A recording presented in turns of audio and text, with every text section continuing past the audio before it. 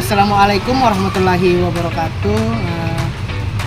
Perkenalkan, nama saya Angga Pratama dengan NIM 220516668. Di sini saya mengapa ada video ketiga, karena saya revisi karena durasi saya kurang. Di sini saya akan menjelaskan tentang Kesultanan Mataram kuno. Selamat menyaksikan. Oke, baik, selamat sore semuanya anak-anak. Sore, Pak. Oke, baik. Di sini ada yang tidak hadir kah? Ada. Ada yang ini. Ada. Serius. Ada. Berapa orang? Banyak, Pak. Banyak ya? Oke, baik. Di sini saya akan menjelaskan tentang Kesultanan Mataram. Sebelumnya di sini pimpin doa dulu. Siapa ketua kelas di sini? Doni. Silakan Doni. Arun. Oke teman-teman, sebelum kita belajar, mari kita berdoa kepada kita masing-masing. Doa mulai. Berdoa selesai. Oke, baik. Terima kasih. Di sini saya menjelaskan tentang Kesultanan Mataram. Ada yang tahu Kesultanan Mataram terletak di mana? Di Jawa, Pak. Oke, di Jawa. Tadi di mana? Jawa Tengah. Jogja. Nah, siapa yang jawab Jogja itu? Oke, Arun. Baik, terima kasih Arun. Di sini saya menjelaskan tentang latar belakang Kesultanan Mataram ya. Kesultanan Mataram adalah kerajaan Islam yang berdiri di tanah Jawa bagian tengah pada akhir abad ke-16 hingga pertengahan abad ke-18. Mataram mencapai masa kejayaan pada abad ke-17 sebelum akhirnya mengalami kemunduran dan pecah menjadi beberapa kerajaan kecil akibat intervensi kolonial Belanda, yaitu oleh VOC ya. Kesultanan ini berpusat di Kota Gede. Ini bagian dari Yogyakarta. Sebelum pusat pemerintahan berpindah ke tempat-tempat lain seperti Pleret dan Kartasura. Oke. Ini salah satu gambar kayak masjid Kesultanan Mataram ya. Iya. Oke, baik. Selanjutnya. Ya, di sini berdiri Kesultanan Mataram. Yang pertama itu Senopati. Nah, Senopati ini adalah pendiri sekaligus raja pertama Kesultanan Mataram ya, yaitu 1587 sampai 1601. Nah, yang kedua ini Sultan Agung. Yang ketiga Amangkurat I dan yang keempat ini Amangkurat II dan III. Nah, di sini Kesultanan Mataram ini dikenal di masa kejayaan yang dipimpin oleh Sultan Agung ya. Oke, baik, selanjutnya wilayah kekuasaan. Wilayah kekuasaan Kesultanan Mataram itu pada puncaknya dia menguasai hampir seluruh Pulau Jawa, kecuali Banten dan Batavia, serta sebagian wilayah di luar Jawa seperti Madura dan Bali bagian barat.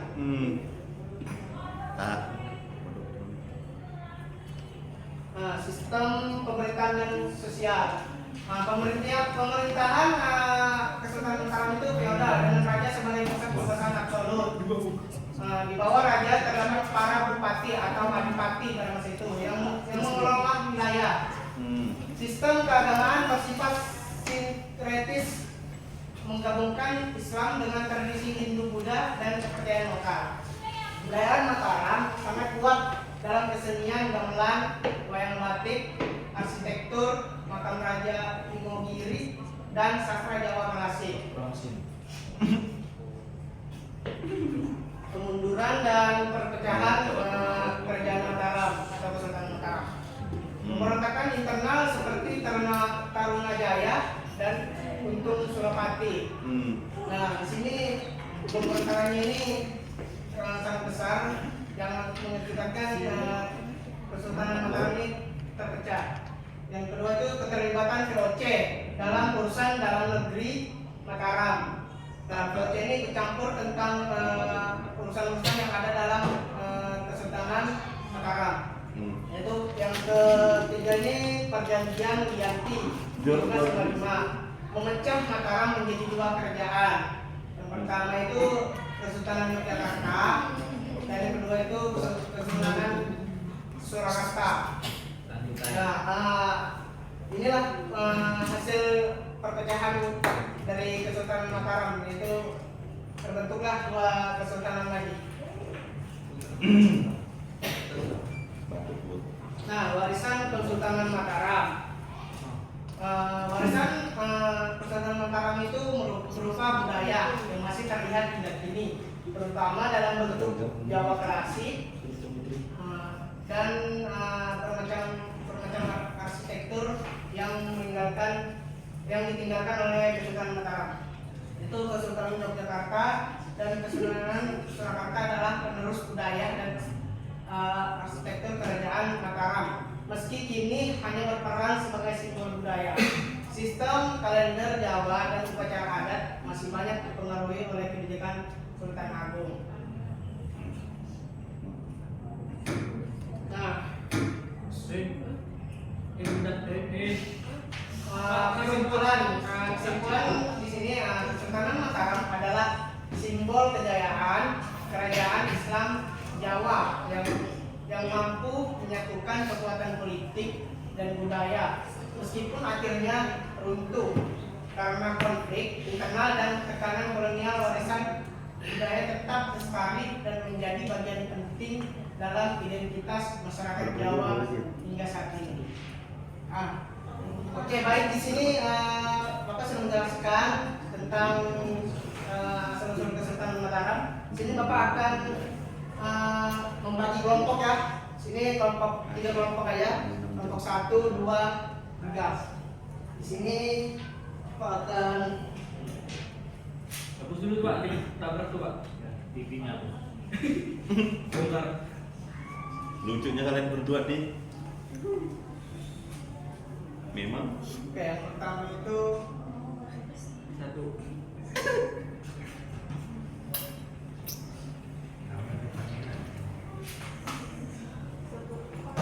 Pak Bapak sih. Udah sendiri. Woi, kok protes sih?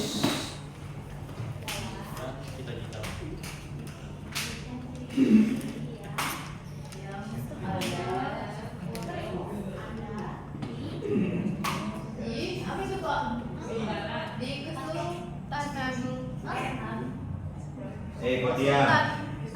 A-nya belum kurang Pak.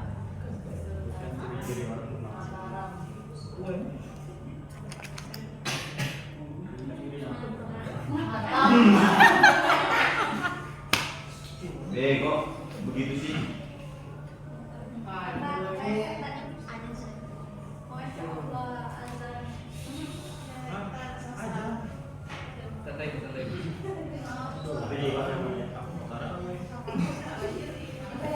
Tolong dong. Peninggalan ayam.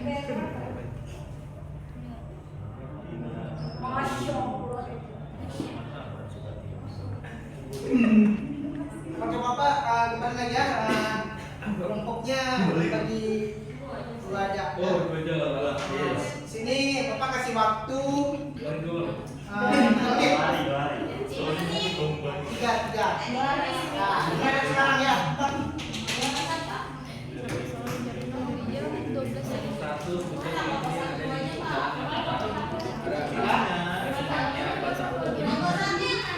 Ini 1, ini 2.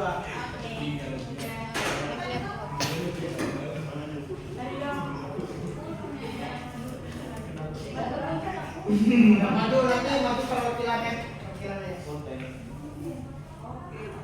Thank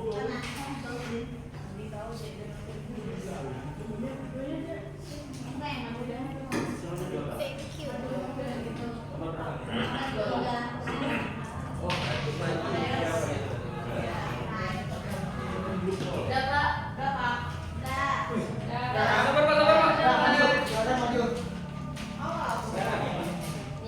Menemukan buku. Tahun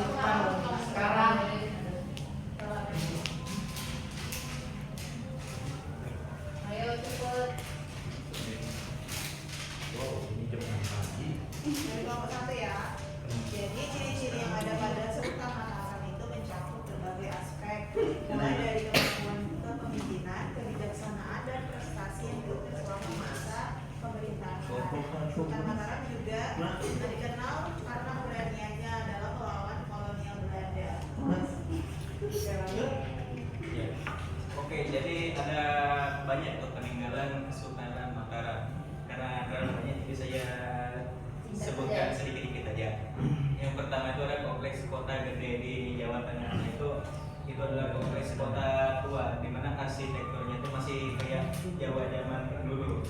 Itu daerah kota itu dulu tuh merupakan wilayah pertama yang didirikan oleh Panembahan Senopati, pendiri Kesultanan Mataram.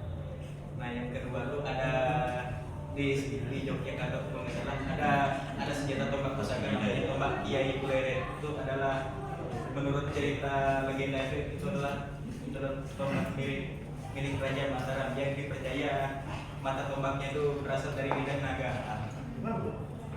Iya, sudah. Oke, baik. Terima kasih. Beri aplaus dulu dong.